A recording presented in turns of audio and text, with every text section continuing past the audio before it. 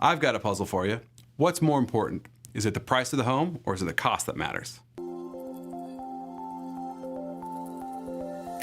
What's happening? I'm JC with the Agajanian Group at Whissel Realty. And if you've been paying attention to the market updates I've been making for several months, and the market in general, just walking around, seeing what places are going for and listening to the news and the radio, you're probably well aware that here in San Diego County, we've got lighter supply and we've got higher demand when it comes to home prices.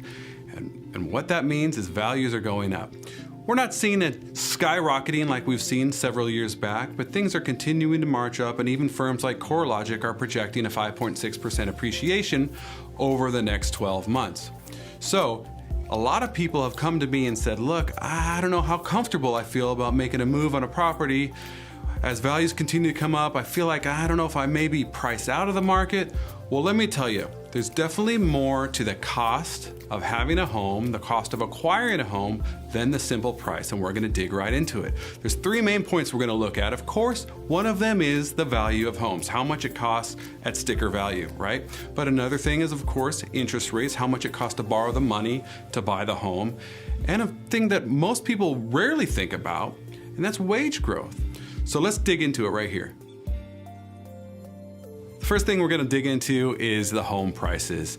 It's probably no surprise that they've gone up this year. And to be honest with you, if you look at the numbers on a national average in January of 2019, if you're a household with the median income of the country, you can afford a home that costs just about $374,000. Okay, now by the time we got halfway through the year, right around August, that same home now costs $395,000.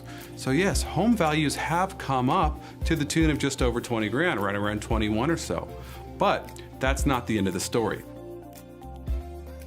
A huge factor when buying a home is the rate you're gonna get on your mortgage. That's why people are sensitive to it in acquisition and are always thinking about a refinance when things go down.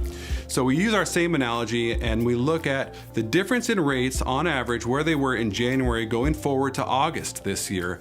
They dropped nearly an entire point, 0.85% on average reduction in interest rates. What that did was it increased your affordability index to the tune of almost 10% at 9.7. That translates to your buying power being increased by over $40,000. So those interest rates alone are putting you ahead of the curve nicely. Wage growth is a big one that most people don't factor into the cost of owning a home. But if we follow the same analogy, we can go ahead and look at the difference between overall household incomes in January versus August. They were up 1.5%. The reason is because the economy has continued to do well with rates going down and the labor market has really tightened up, forcing employers to pay people more.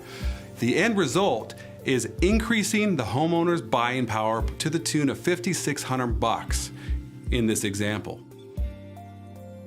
So what's the bottom line?